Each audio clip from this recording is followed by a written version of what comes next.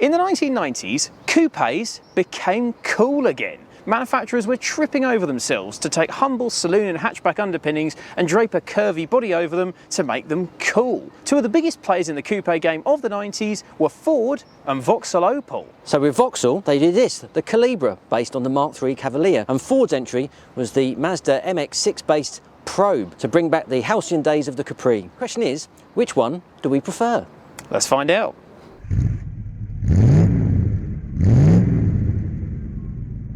But first, our friends at Lancaster Insurance are running monthly giveaways. You can win all sorts, from experience days to tools, restaurant vouchers and tech. So click the link below at the end of the video to enter their latest competition.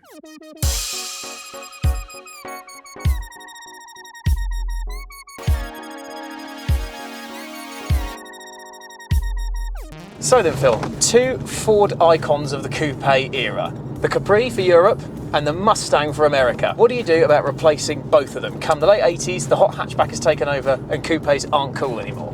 Well, the answer is simple, Joe. You replace both with a nondescript middle ground coupe and call it something slightly phallic. Welcome everyone to the Ford Probe. Ford and Ghia had worked together on a number of futuristic concept cars, known as the Probe series. The Probe 1, the Probe 2, Probe 3 actually evolved into what would be the Sierra. Ford were keen to put some of this futuristic design idea on the road. They partnered with Mazda to do so, didn't they? Absolutely. They used the Mazda G platform, what was effectively the MX-6. And Ford thought we can make this new coupe prospect work in a world that wasn't certain about coupes at this point by sharing the cost with Mazda. The first problem this car had with the coupe faithful, particularly the Mustang faithful in America, platform sharing with a Mazda, we were on for a front-wheel drive platform here, and there'd be no V8. Yeah, only a 4-cylinder and a 6-cylinder. Exactly. This wasn't going to be called the Mustang anymore. It was going to use the Probe name. And originally this was going to be called the Capri or the new Capri or words to that effect. Ultimately the Probe name from those concept cars was carried forward for both markets because this was one of Ford's first world cars, as they're now known. The Mark 1 Probe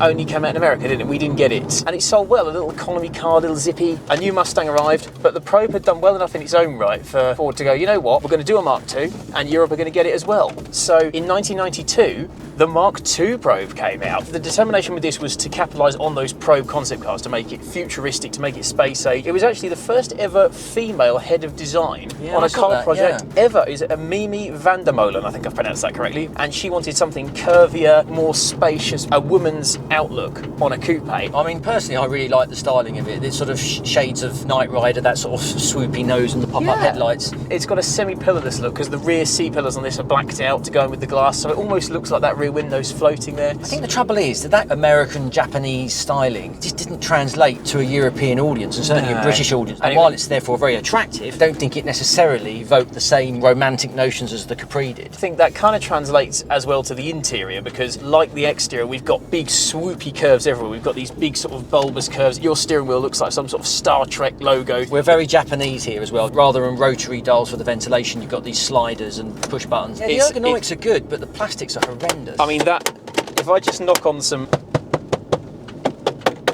I think that handbrake might be detachable, actually. Door handles feel like they're made for a Fisher-Price toy, but actually, they still work. Build it to the lowest bidder, make it last, which it does. To be fair, you could put this on a car with 40,000 miles on it. It was practical too, because there's a really nice amount of space. I know you're not the tallest bloke in the world, but you'd get adults behind you. The boot is enormous, coupe style, and the saloon car practicality. One thing it didn't have going for it was the price. I was going to say, down market quality is one thing, but when you're then trying to charge nearly £20,000... Starting price, that second-hand MX-5 or indeed second-hand Capri looks rather tempting. This does almost seem to lean more into being a GT than a sports car. How does it handle? How does it drive? Actually, I really like it. Like you say, in many ways, the fact that it's based on a sort of saloon, it's fine. It's comfortable, it's refined, the steering's nicely weighted, gear change is sweet, as you would expect from a sort of Japanese-derived car. It is a bit of a sofa on wheels.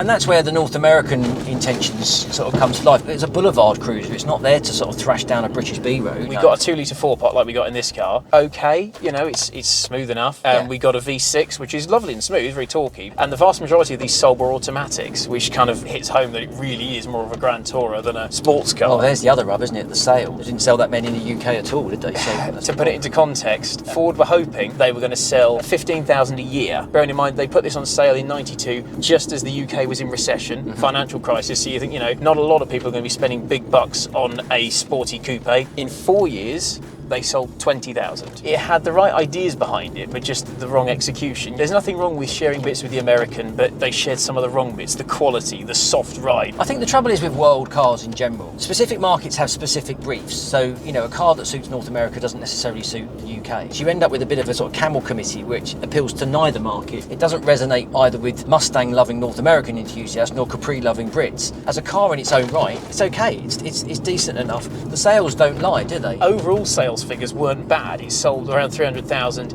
in total, but the vast majority of those were North America. We forget that the Cougar that replaced this sold even fewer numbers in the UK. Yeah, so in many ways, Ford kind of got it more right the first time, maybe. Yeah. So shall we find out now what Vauxhall Opel did? Yes, let's go back and try out the lovely Calibra.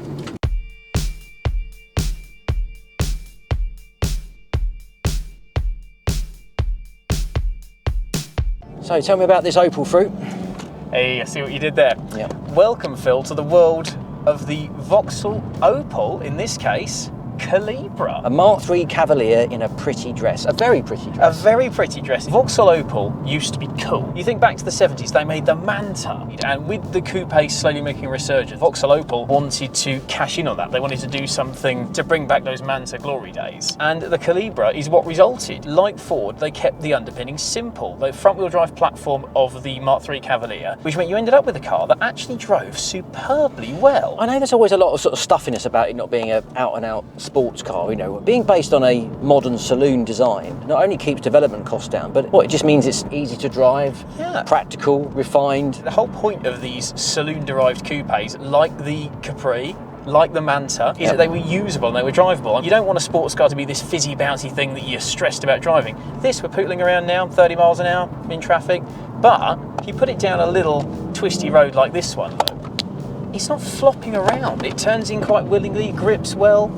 Yeah, it feels quite light and agile, doesn't it? Yeah. It really doesn't feel reluctant. It doesn't feel like it doesn't want to do this. And yet, it's actually riding lovely. It's really comfortable. It's a peach of an engine, that 16-valve red top, isn't it? It's fabulous. It is a lovely engine, nice and smooth. And the Mk3 Cav chassis, as I keep saying, it grips well, it feels good. This is an eager little car to chuck around, but it doesn't rattle your teeth out when actually you think, no, you know what, we'll calm down and just cruise. Those underpinnings were closed in some fantastic styling. Wayne Cherry and Ernhard Schnell worked together on this one, and Schnell, quite an apt surname, because of course in German that means go, I believe. Was he the assistant, or was he Cherry Aid? See what you did there? Sorry. They were aiming for something minimalist and something sharp, and you know what? I think they achieved it in spectacular fashion. Yeah, I mean, there's that front end in particular, what a stunningly sleek shape, and the best coefficiency of drag at the time. That's quite right, yes. At the time, the Vauxhall Calibra was the most aerodynamic production car ever made. 0.26 or something. That's remarkable. Everyone was banging on about CDs back in the day, and actually I don't think anyone's too worried about it now, but I mean... I prefer more iPods and so on. The overall look is so accomplished, a really timeless shape. Unlike the Probe, which has all these little creases and curves and fussy bits, the Calibra does it with typical German design. There's not much detail to it. It's neat and it's tight and works well scientifically because, as we said, aerodynamic. And that helps all round. That means it's more refined at speed because there's less wind noise. It makes it more fuel efficient and it makes it faster at the top end. There were lots of little clever elements in the design as well. There was a little front lip which channeled the air round the front wheels, underbody panels to shape where the air was going. The rear windows are tapered to keep the air moving over the rear of the car as smoothly as possible. This really is function and form. I think it's a cracking bit of design. The interior is straight Mk3 Cavalier, right? There's no sort of white dials aside. We are looking at a Mk3 Cavalier interior, and that's for good and for bad. It's not as exciting as the Probe. It's not all swoopy and spaceshipy. It all works. It's functional and it works. It's also well made. It's that's much better quality. Oh, it's so much nicer quality than the Probe. That doesn't dissolve when I lean on it. And a lower list price in the UK. Well, not much. When it came out, this was £3,000 cheaper than a base spec Probe. Is it any wonder this was the more popular car to begin with? It was the 2-litre turbo as well, wasn't it? They did a turbo model. Yep. They did a turbo 4x4 model as well. And GM did take it motorsporting, didn't they? They did indeed, because it took part in and won the German Touring Car Championship. This is a genuinely cool car, properly stylish, well thought out, well engineered. This did sell overseas as well. It wasn't just a UK success. They sold it as a Holden as well. It was sold in Australia as a Holden, yet they never got it in America under any badge at all. And when you think the Probe sold 300,000, including the American market, which is a massive market, this sold 240,000. and never went to America. Fantastic achievement. I can tell you're enthusiastic about it. Well, I You're think this is fizzing with excitement. This is a cracking car. Honestly, I'm half tempted, because we're driving this one from WB & Sons Auctions. Thank you again for lending both cars to us. I'm half tempted to put a bid in, but honestly, I think it's lovely. Yeah, it is. It's genuinely nice, and I've forgotten how good the 2-litre 16-valve engine is. Such was the practical element of this. This was actually a really good choice for fleet company car choosers, because it was actually decent on tax, plenty practical enough. This is proof that when GM took the time to understand what Vauxhall Opel was about, they could produce a really, really nice car, and one that really did meet its brief. Which one are you having? I'm going to be objective here. I like the way the Probe looks. I like how practical it is. I think it rides lovely, and I like that it's a bit different. I like the spaceshipy vibe, but in my mind, the Calibra is a far superior car. I prefer the way it looks, I prefer the way it drives. I think it's a better blend of comfort and cornering. You get more for your money. It's the kind of car that you'd be proud to own. So my vote, unequivocally, Vauxhall Opel Calibra. Yeah, I mean, you weigh it all up, and like you say, it's got this timeless, classically elegant styling. Interior quality leagues ahead of the Probe. The engine is fabulous. It's refined, it's smooth, and yet it's sporty, whereas the Probe has its flaws, it has its weaknesses. So essentially, you've probably got to be slightly unhinged to pick the Probe over the Calibra. Yeah. And yet I would pick the Probe every time. Because, slightly phallic name aside, I love that styling, I love the pop-up lights, I love its sort of flawed genius. I know it's a matter of opinion, but I think in this case you are just wrong. I'm sorry, the Calibra just walks all over it. Well, I'll tell you what, let's settle this. Let us know in the comments, which would you choose, the Ford Probe or the correct choice, the Vauxhall Calibra? I'm going to need the UK Probe Owners Club to rally to my defence, and comments are plenty. Well, but, anyway. I will admire your determination and your cavalier spirit. Oh, I like what you did there. Very good. Thanks for watching. See you again next time.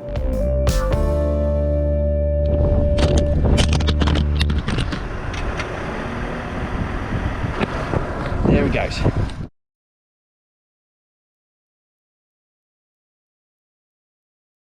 This video is proudly sponsored by Lancaster Insurance. Give them a call on 01480 400 889 for an insurance quote on your classic car. And don't forget to click the link below to enter their latest competition.